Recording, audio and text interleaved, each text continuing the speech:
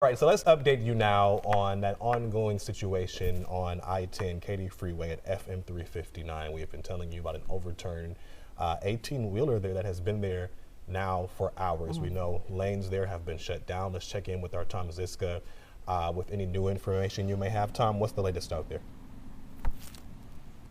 Delon, Melissa, good afternoon to you at this point. So there's some encouraging news here. I'll share those details in a moment, but first I want to direct your attention here to the wreckage of this 18-wheeler that you can see on its side here, just on the overpass here at FM 359 and the I-10 Katy Freeway. This is the inbound lanes. They have been, the last couple of hours, working to kind of grab whatever got tossed out of that trailer and put it in that dumpster that you see just in front of the wreckage. I've been trying to kind of look at the debris as it gets tossed into that dumpster, trying to determine what it is.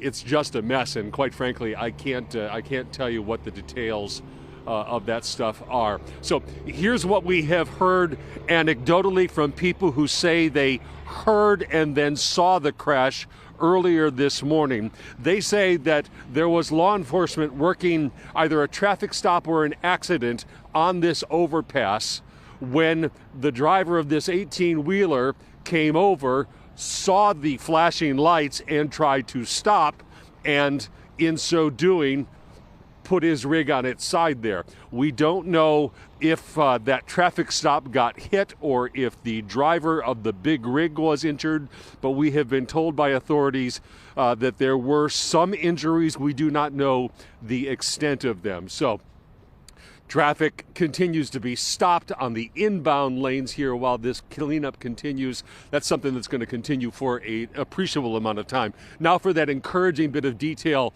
that I told you about at the front end of this. The outbound traffic, which had been diverted off of the overpass, has been allowed back onto the main lanes. It is slowly making its way west, and the trucks that got stuck immediately behind the scene of this wreckage on the inbound lanes, they're being allowed to slowly back up their way to an exit, and they will be able to be on their way. It's going to take a long while for that to happen, but they are moving where they have been stuck still at a standstill now for hours. So that's encouraging news. Now, to talk about the elephant in the room before I let you go, the hat. This is a beaver skin hat. It was my father's. He got it in Alaska years ago, and after his passing, it's now in my possession, and I will tell you that it is warm. I'm grateful for it, so thank you to that, Dad. But that's the latest here out in Brookshire. The mess continues to be a mess, but slow, incremental, encouraging signs.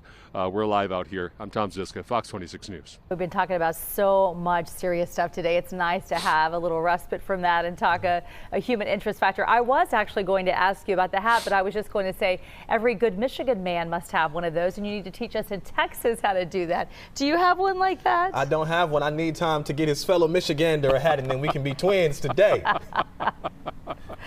There you go. Fabulous. There you go. Well, thanks for being out there for us, and I'm glad.